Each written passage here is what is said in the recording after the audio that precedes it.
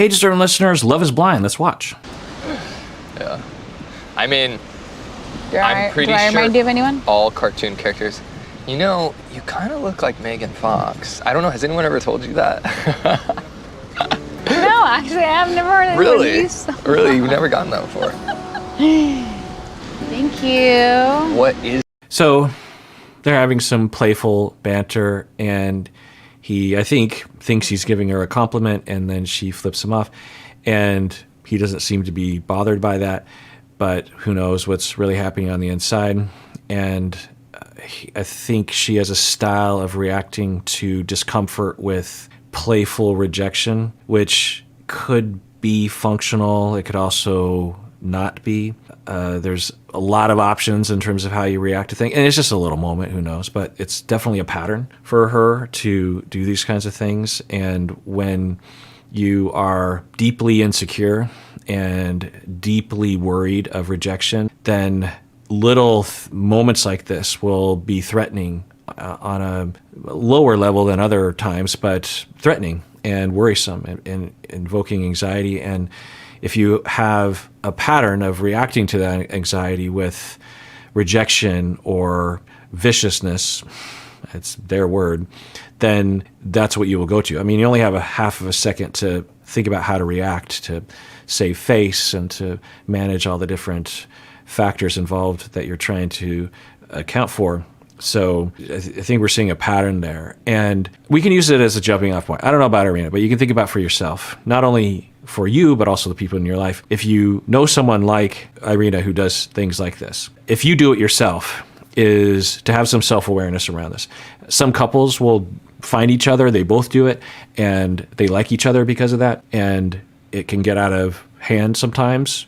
It can get really out of hand sometimes, right? It can be very passive-aggressive ways of communicating that you're upset at someone, angry, hurt by someone. So it's just something to think about. It can be functional. It can be funny. It can be a humorous way to communicate and to have fun with each other. But it can also be an obscuring defense that is not getting at the heart of the matter. For example, for Irina, I don't know, but it's possible that when he says that, she might have had a mixture of feelings. I don't know. But if I was to speculate, she might be like pleased that he would say that about her, because there was a lot of possibilities as what he might say. You know, he's like, you know, actually you remind me of, and then there's this, your life sort of flashes before your eyes in that moment, like, okay, what's he going to say? And then he says what he says, and then she's maybe perhaps pleased with it. I don't know. Maybe she hates being compared to that. But I imagine at least it's on that positive end of the spectrum. And then she also has a feeling of, oh crap, if I were to reveal that I appreciated that, that's vulnerable, and I don't like vulnerability. That's a scary thing because of my relational traumas. I usually got rejected, maybe even abused, when I allowed myself to be vulnerable. So what do? Well, I'll smile and I'll flip them off because it shows that I am receptive, but I'm also rejecting it because I don't really care. Let's rewatch that. I mean, I'm pretty sure remind you of anyone? All cartoon characters. You know, you kind of look like Megan Fox. I don't know, has anyone ever told you that? No, actually, I've never heard anyone Really? use that. Really? You've never gotten that before? Also, younger people might be more prone to this behavior because younger people generally, on average, are more insecure and are less comfortable with vulnerability, on average, of course. And they're more likely to play around with this kind of tough-like behavior, I suppose. There's a lot of themes in that category for her. It doesn't mean that she's a bad person, doesn't mean that this is doomed from the start. It's just a theme that we're seeing. Like, are annoyed by them, you're very like, yes, like, hey, like, let's do this together. And it's like more like a team versus like being against each other. It's something that's like, oh, this is something we like want to do, you know? Yeah. Which I really appreciate. Yeah, I'm happy I found you. Aren't you so lucky? Are we so lucky? Aren't we so, whoa, I know.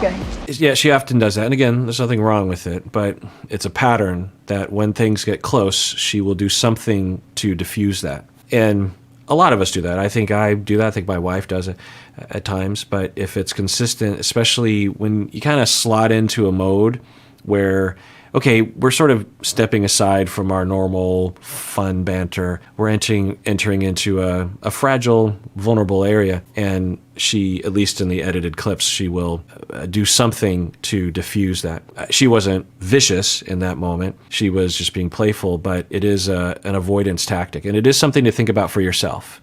I would say that this quality, a lot of qualities for Irina are not super common for adults. They're pretty common for younger people, but this quality is very common. I would say most people, particularly in certain cultures, I would say, mainstream American culture is very much like this, where when there's too much deepness, too much vulnerability, too much realness, there's a tendency for a lot of people, not everyone, to try to make a joke or to diffuse the situation so that it's less deep. I will have clients that will do this sometimes, and obviously I'm not going to stomp all over it. I'll let them if they need to do that. If it's too deep for them and too vulnerable, too intense, that's fine. That's a good thing that they can regulate that. But sometimes it's such a habit, and I will point it out. I will say something like in couple therapy, if they frequently do, I'll say, hey, it's great that you want to be playful. It's great that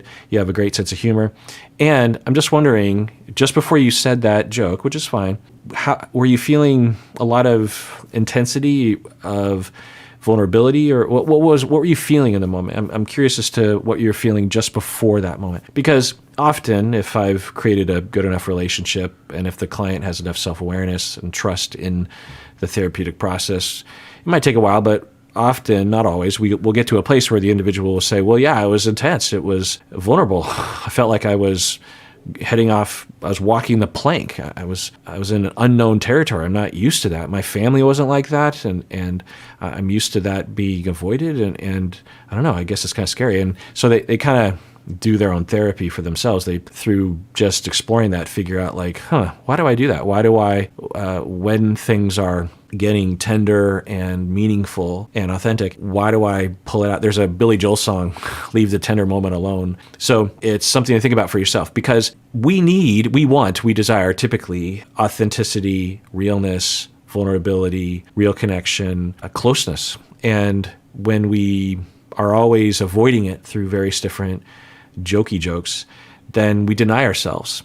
We deny ourselves that satisfaction, that security. And it's something to think about, not only with your partner, but with your friends, with your extended family members. And also, if you find that someone does that to you, feel free to say something. Just say like, hey, or maybe another time, it's like, hey, so I want to be vulnerable in this moment with you, and I know we will kind of be jokey jokes sometimes as a way of making light of it, as a way of kind of avoiding going deeper, and I don't want to do that all the time. I think it's fine some of the time, but I crave closeness, and when there's vulnerability and intensity in a conversation, meaning and love happening between us, I don't want to diffuse it with a joke. I want to make it real.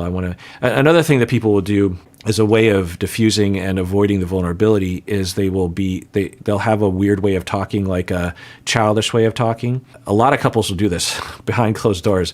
They will have this baby talk or silly talk. It'll be this mode. There'll be certain words and certain voice intonations that they will use that will be baby talk. Another thing that people will do is they will triangulate to their pets. They will not be able to be vulnerable with their partner, but they will be able to be vulnerable with their pets. The amount of vulnerability people have with their pets is amazing. I mean, a lot of people are fully willing to express how much they love their pets, how much they care about them, how much they want to cuddle with them, to a much lesser extent even to the humans in their life. So that's another thing to think about. If you find yourself very frequently reaching out to your pets to cuddle and for attention, and you don't do that very often with humans, there's a good chance that you actually want to do it with humans, but you are triangulating to the pets. By all means, love the pets, but you should have the human interaction as well, depending, of course, with someone that you can trust. So I think we're seeing a version of that with her. You're very like, yes, like, hey, like, let's do this together. And it's like more like a team versus like being against each other. It's something that's like, oh, this is something we like want to do, you know? Yeah. Which I really appreciate. Yeah. I'm happy I found you. Aren't you so lucky? Are we so lucky? Aren't we so, whoa. You know, and I'm guessing for Zack, there might be some kind of a point where it will not be pleasant for him, that because it's not laughing with. I don't know. Maybe Zack is laughing with her, but I get the sense that she descends into vulnerability and fear, and then has a private joke with herself, but says it out loud, and it's not with some. There's a way that she could have diffused with him that would have included him, that would have not felt distancing. I wonder, I worry if that's what's happening. I obviously can't tell. He seems to be enjoying it non-verbally, but I wouldn't be surprised if he didn't experience it that way. Okay, well, let's end it there. Everyone, please take care of yourself because you deserve it. You really, really do.